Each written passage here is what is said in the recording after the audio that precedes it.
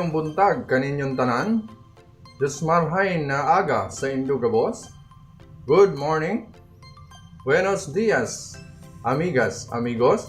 Kumusta kayo dyan, mga kaluto? Welcome back to my YouTube channel. Mga kaluto, kung hanap nyo ay simpleng lutong ulam, watch na kayo sa YouTube channel ko, Kalutong Bahay Recipe. Dito po lahat simple. Simple ang sahog, simple ang luto, pero masarap. Abot kaya pa ng bulsa.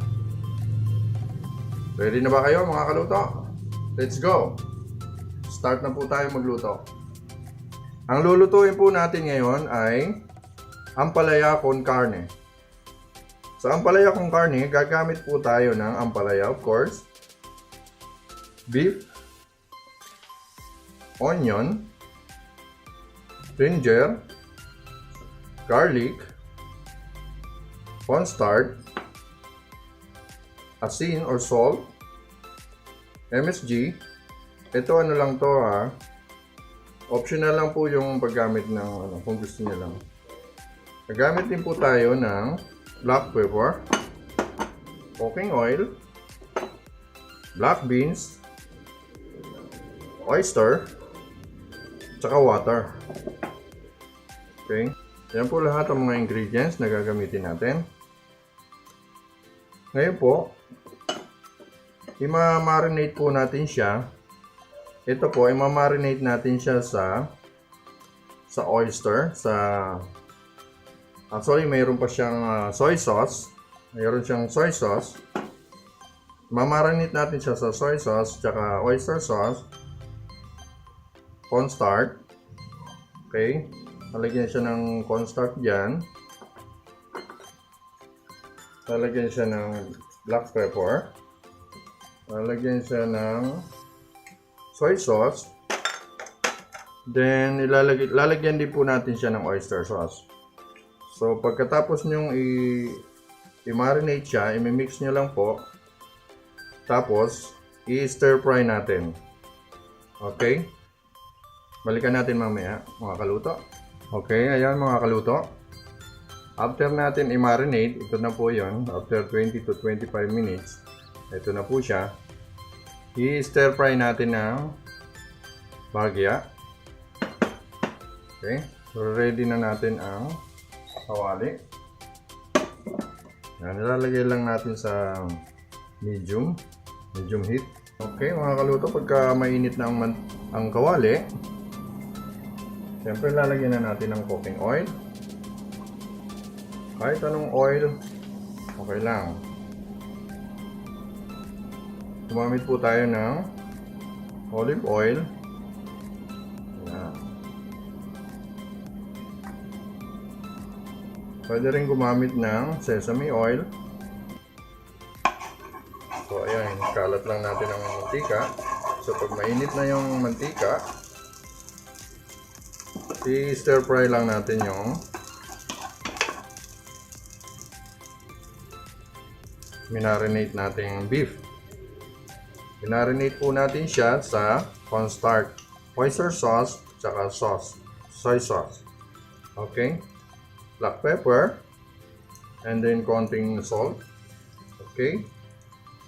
So ilalagay na natin, mainit na siya. So ganyan.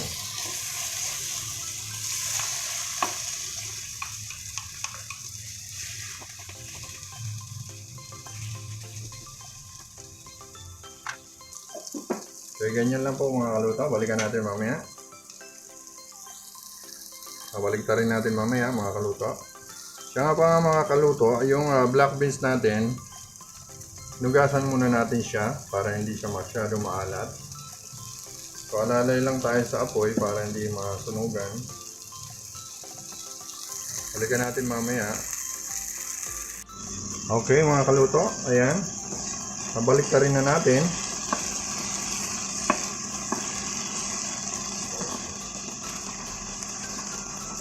By the way mga kaluto, habang binabaliktad natin to, mga kaluto, by the way, don't forget to subscribe, like, and share. At pakihit na rin ang notification bell para updated kayo sa mga susunod nating video. Okay. So ayan, baliktad na natin.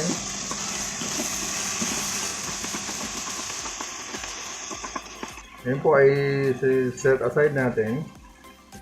Set aside lang po natin. Ayan.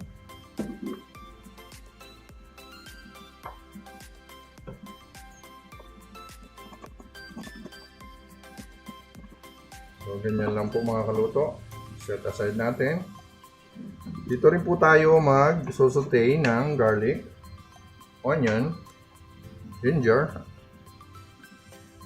Okay, dito na rin po tayo. Mag-add lang po tayo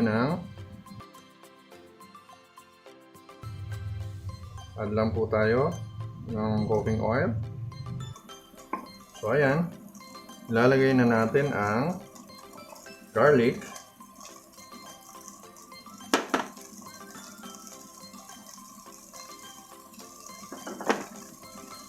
onion,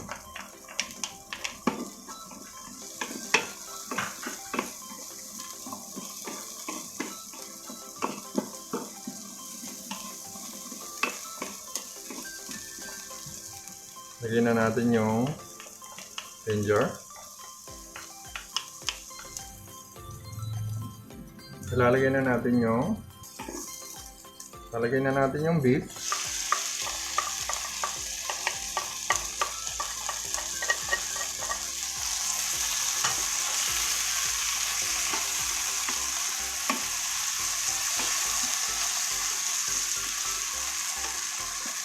Ayan lang.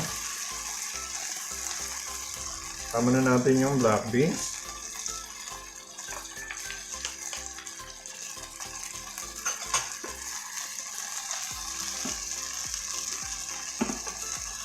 Timplahan natin ng konting asin lang muna.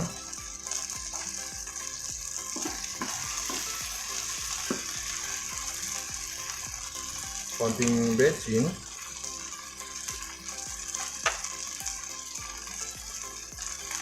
Lalagay din ulit tayo ng black pepper. Depende po sa inyo kung gaano karami. So ayan.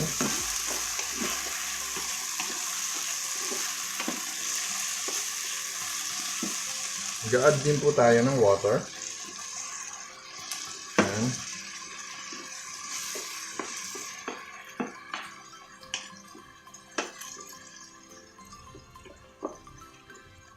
Kung napapansin nyo mga kaluto, medyo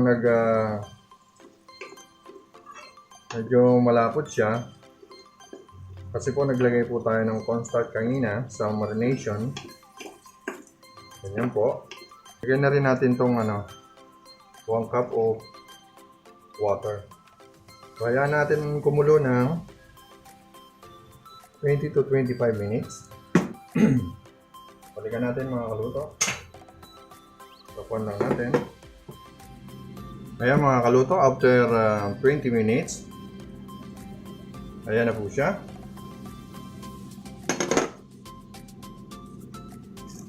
Papansin nyo, medyo lumapot. Okay, ganda na ng texture. So mga kaluto, ilalagay na natin yung ampalaya. Sa ampalaya mga kaluto, kung ayaw nyong pumait yung ampalaya, irarab nyo siya ng asin. Okay? Irarab nyo ng asin, tapos banlawan nyo. Okay? So, ilalagay na natin mga kaluto. Yan.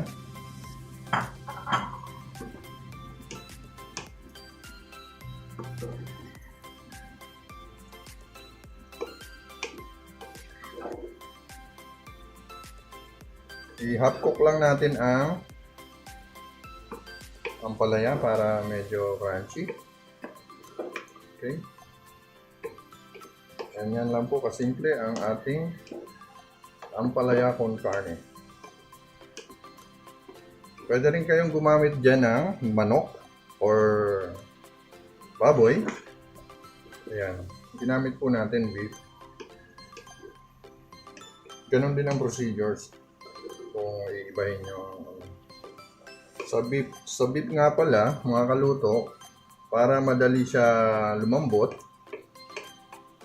kailangan ang hiwa nyo maninipis na pahaba. Okay mga kaluto, ganun lang po. So, siguro mga 2 minutes lang, luto na itong ampalaya. Takpan muna natin. Okay mga kaluto, after 2 minutes, dipin na natin. So sa tingin ko, mga 1 minute pa to. Ay, mga 1 minute pa to mga kaluto. By the way mga kaluto, shout out sa Kabikulan, sa mga uragon dyan, sa Bicol, Gubat, Sorsogon, mga kababayan ko dyan. Shout out sa inyo. Sa OFW, mga Filipino community, kumusta kayo dyan? Ingat lang kayo sa araw-araw, dasal. Pagka day off nyo, manood kayo ng aking mga vlogs. Thank you for watching. Sa Aldana, shout out din sa Aldana Elementary School, sa teachers and principal. Sa Batch 89, Gubat North, Gubat National High School. Sa Gubat noon kami groups.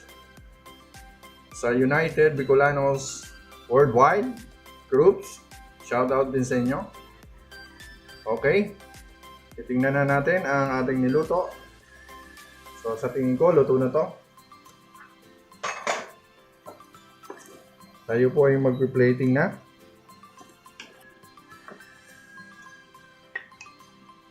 Medyo half cook lang mga kaluto ang ating para medyo crunchy yung ampalaya.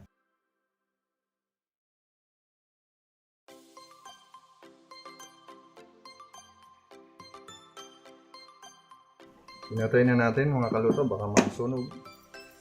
Okay mga kaluto, ito na pong ating nilutong ampalaya con carne. Okay po. Thank you for watching. Bye. God bless.